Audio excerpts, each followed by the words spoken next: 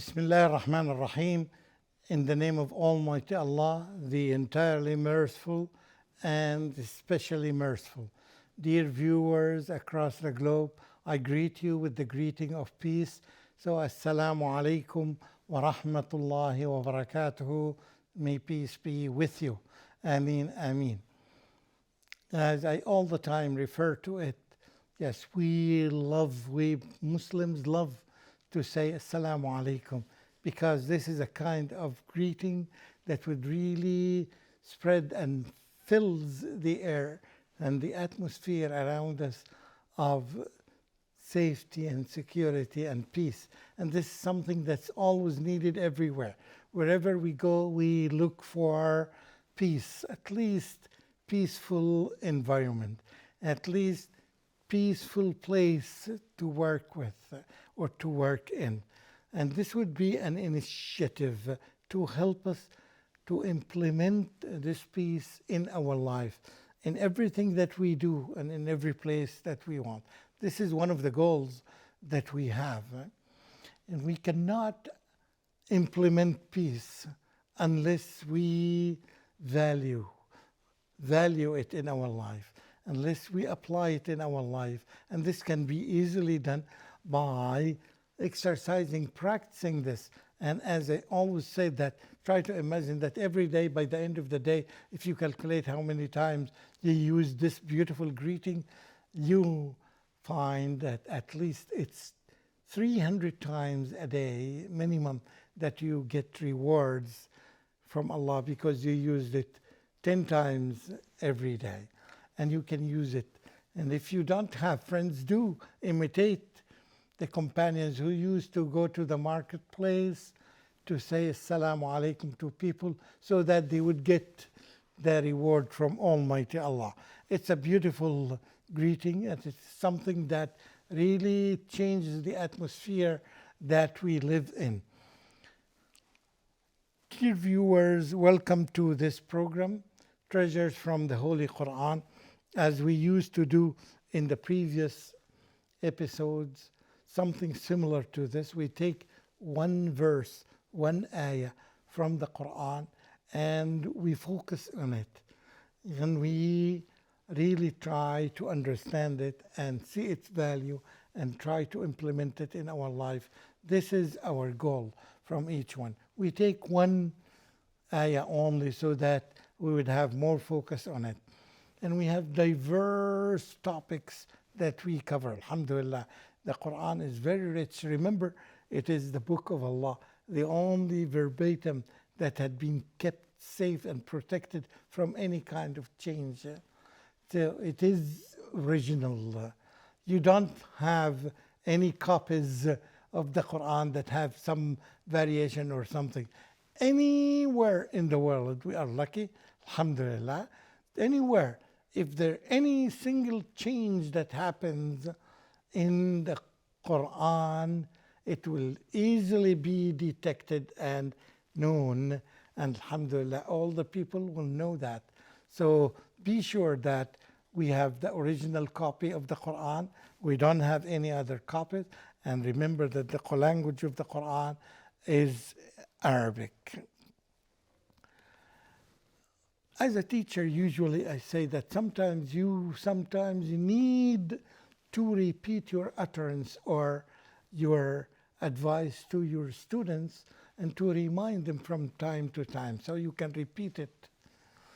Yes, some students may not like the repetitive teacher, but sometimes the default is to repeat. This is one of the ways of teaching people.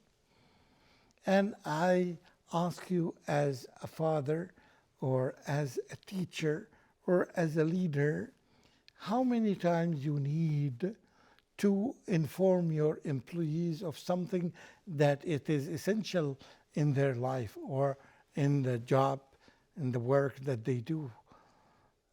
It is very important, yet some people may forget it, may ignore it intentionally for whatever reasons.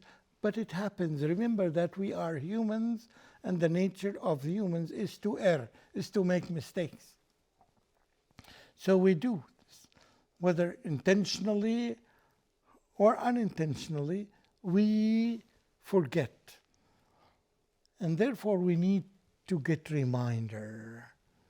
And here is a verse that is very important that comes at the end of chapter number 14, chapter called Ibrahim, Surah Ibrahim alayhi salam. One of the mightiest messengers that Allah subhanahu wa ta'ala selected, Ibrahim alayhi salam. And this is last verse, last ayah number 52, chapter number 14. And this ayah begins with هذا بلاغ للناس. This is a manifest to people. This is warning to people. What is this? Is the day of accountability, the day of judgment. It's a very important pillar of belief that believers have, which is you believe on that day. It's so important, not so important. It is the most important day in our life, and it will come at the end, and all of us will be in front of Allah and ready to answer all the questions that are directed to us individually. You will be questioned individually. Yet the gathering will be all for all humans. It is a very important thing. هذا بلاغ للناس. This is a warning for all people. Throughout the entire Quran, you may find plenty of reference to this day, to that day. It will happen. Get ready for it. Get ready for it. Are you ready for it? And as we know that when the Prophet ﷺ was asked this question, somebody was eager to know, when is that day going to fall, going to happen? And the Prophet ﷺ answered it in a very subtle way, in a very good way. He answered the question by a question. This is, as a teacher, that you may use this technique. You may be asked a question, and in order to answer it, get a question, counter question for that. And the counter question was, what did you prepare for that? Are you ready for that day? The most important thing is not to know the exact timing of the day, or we call it of the hour. What difference if you know that? What would you do if you know that it is after a week from now or after a month? Are you ready for it? Have you started correcting your beliefs, kinking out all the false and wrong beliefs that you inherited from the society or from the culture that you live in? Because all of us, whether we like it or not, unless we are fully aware of the nature of your belief, of our belief, which is the oneness of Allah subhanahu wa ta'ala, and we try to protect it from all directions in order to keep it safe without being contaminated by any simple belief that goes around us. Sometimes it is from our family member. Sometimes it is from the relatives. Sometimes it is from the close friends. Wrong beliefs may go to our minds, and we need to be ready to protect ourselves from this. Look at the verse. In the beginning it says, هذا بلاغ للناس ولينذروا به وليعلموا أنما هو إله واحد وليذكر أولو الألباب. This Quran is a message for mankind and a clear proof against them, against humans, in order that they may be warned thereby. and that they may know that He is the only one God. None has the right to be worshipped but Allah, and that men of understanding may take heed and may pay attention. This is a rough translation for the verse number 52. And you can just divide it into small chunks. The first one, this is a report for people. This is a brief summary for the entire life. This Quran is a short report and a short manifest for people. And then the essence of it is وَلْيُنذَرُوا بِهِ. And this lam here is lam of swearing.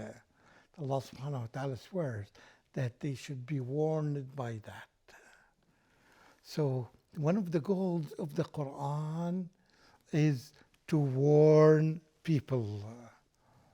And one other thing to do is that they should know what the most important truth that we mentioned in many previous verses.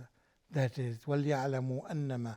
They should know that there is only one God, one Creator. And they should pay a lot of attention to that. And who does this usually? Ulul albab, the smart people. If you think that you are smart, you have to keep it. This is vivid in your life. Keep it all the time. You remember it. That's why we mention as much as we can. And Islam is designed to help us remember this. La ilaha illallah, la ilaha illallah. And we have many opportunities to mention this verse to remind ourselves. La ilaha illallah. At least 5 times in the adhan we hear the word or the kalima La ilaha illallah to remind you of this important thing. So it becomes easy for you not to forget it, not to violate it by any work or any action that you do. So you can see how brief this ayah is, yet the content of it is so diverse and so intense. First of all, again, we have to know that this is a report for people. This is a manifest for all humans. This is the message for all humans. And let's ask ourselves, what did we do towards this message? Did we convey this message to others? And before we convey it to others, did we do our best and use our time or abuse our time to understand and comprehend all the details of it before we share it with others? I'm quite sure the answer is not full yes and not full no. Yes, we did some trials, yet we need to do more extra intensive work in order to comprehend and understand it. And this program and many other similar programs, you will find them are available to help you comprehend as much as you can from this book before you start moving to the second step. Second step is you have to remember all the time, yes, this Quran gives us the glad tidings of, inshallah, for the believers that they are in paradise. But most importantly is to warn others, against what is going to happen to them if they remain as they are, if they do not try to correct their belief system, if they don't try to kick out the concept of worshipping the Taghut. Remember the Taghut? Anything besides Allah would fall under this word or under this concept of Taghut, which is versus the oneness of Allah subhanahu wa ta'ala. So we remember that the previous verse that we discussed is that U'budullah, worship Allah and avoid the taghut. Very simple. What is the taghut? Any kind of false god is called taghut. Whether it's an idol, a statue, an animal, a star, anything that's worshipped other than Allah, it is considered taghut. And I'm quite sure that you understand the great responsibilities that we have to fulfill in order to diminish, if we cannot eradicate the beliefs, the wrong beliefs that people inherited or acquired in their cultures. We have to do a lot of work. We cannot do this without the support of Allah and without the advice and the tips and the guidance that the teachings, the directions that we get from the scholars. That's why we are all the time reminded to ask and to consult with the scholars what to do in this aspect and how to handle this problem and how to do this or that. All the time we need to ask the scholars in order to be able to warn the people and teach them correctly. And all the time you have to get to the final thing in this verse is that you have to know. And this knowledge requires study, requires question, requires research, requires a lot of work that would help us to be able to be qualified conveyors of the message of Allah subhanahu wa ta'ala. This is the message of Allah. The more you love Allah, the more you appreciate this message and the more you feel that you are really responsible for conveying this message for or to everyone, because we know that Prophet Muhammad sallallahu alaihi wasallam is the last messenger and we are the ones who are selected to be his followers, and the followers usually follow the footsteps of their leader. We do thank Allah subhanahu wa ta'ala for giving us this guidance, and we do ask him to give us support and help to be able to use our skills and talents so that we would convey the message to all the people who need to know this message, final message to all humans. وآخر دعوانا أن الحمد لله رب العالمين والسلام عليكم ورحمة الله وبركاته.